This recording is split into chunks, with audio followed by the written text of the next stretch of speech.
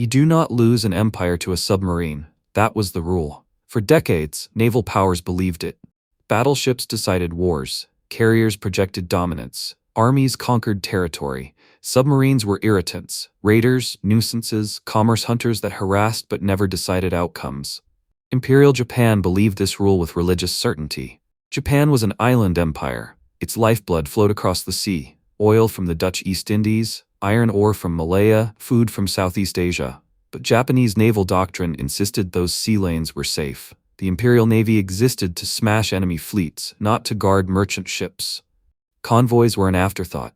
Anti-submarine warfare was underfunded, undertrained, and underestimated.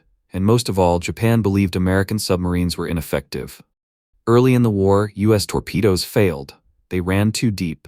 They detonated early. Sometimes they didn't explode at all. Japanese commanders saw the evidence. They laughed.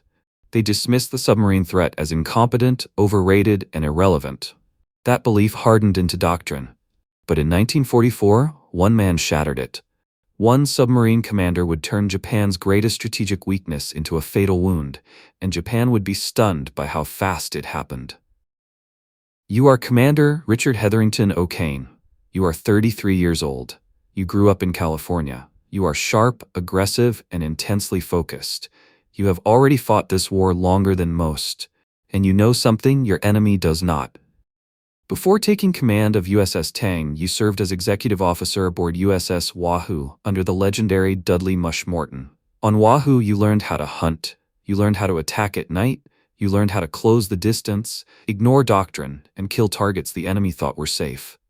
You also learned patience. By 1944, the submarine war has changed. American engineers fixed the torpedoes. The Mark 14 now runs true. The Mark 18 electric torpedo leaves no wake. The mistakes of 1942 are gone, but Japanese arrogance remains. Japan's merchant fleet is enormous but fragile. Its escorts are thin, its sonar is outdated, its depth charges are crude. And its commanders still refuse to believe submarines can strangle a nation. That refusal matters, because Japan imports over 90% of its oil. Without shipping, its navy cannot sail. Without shipping, its factories shut down. Without shipping, its cities starve. You understand this. And when USS Tang leaves Pearl Harbor for her 5th war patrol in October 1944, you are not hunting ships. You are hunting Japan itself.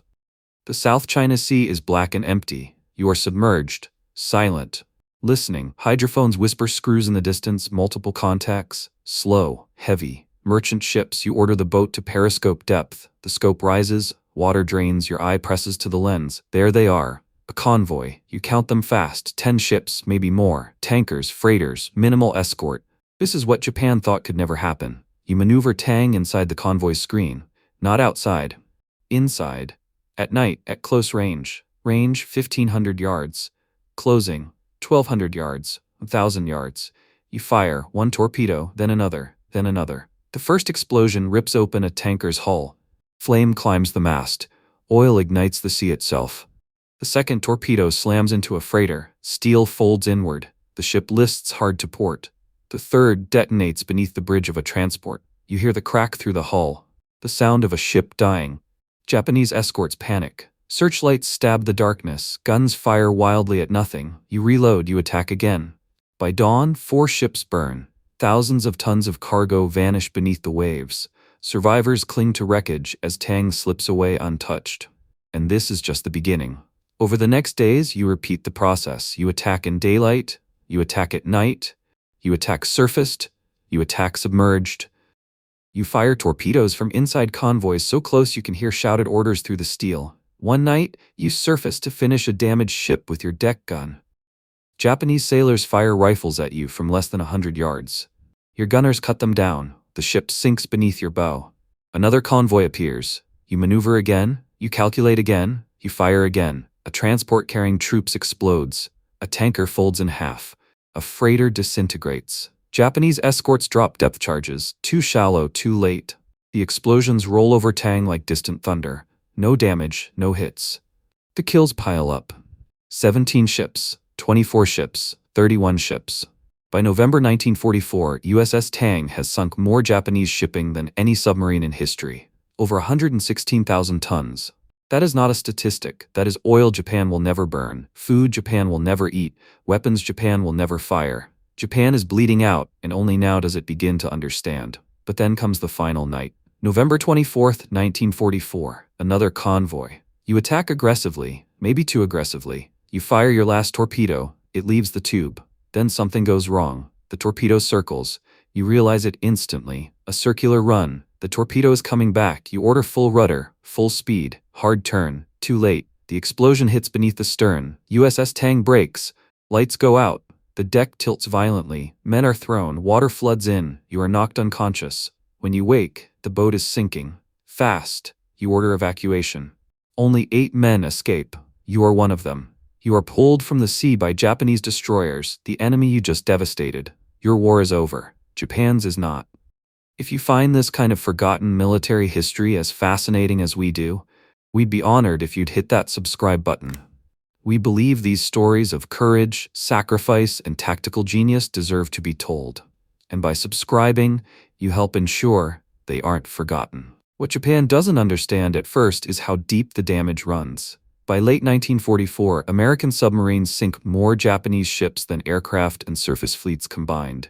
In total, U.S. submarines destroy over 55% of Japan's merchant marine. Oil shipments drop to a trickle. Factories shut down. Training flights are canceled. Warships sit idle. Fuel tanks dry. Japanese sailors call American submarines the unseen enemy. Commanders begin rerouting ships, sailing only at night, hugging coastlines, delaying deliveries. It doesn't help. The damage compounds. By 1945, Japan cannot move food from farms to cities. Civilian starvation begins. Military units go unfed. The empire is hollow. USS Tang alone accounts for a staggering share of this collapse. And Japan finally admits what it once refused to believe. Submarines didn't just harass Japan. They broke it.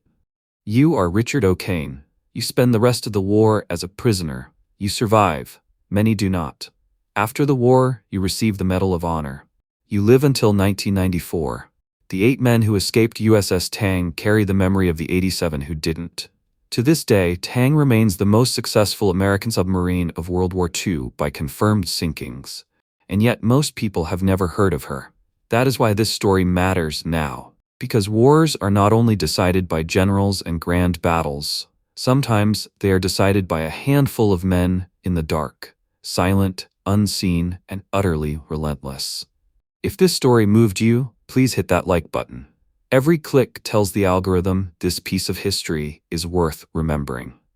We're dedicated to rescuing these forgotten stories from the archives.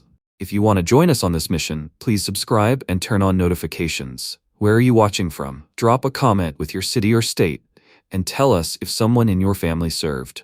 Thank you for ensuring that Richard O'Kane and 95 men of USS Tang do not disappear into silence. They deserve to be remembered.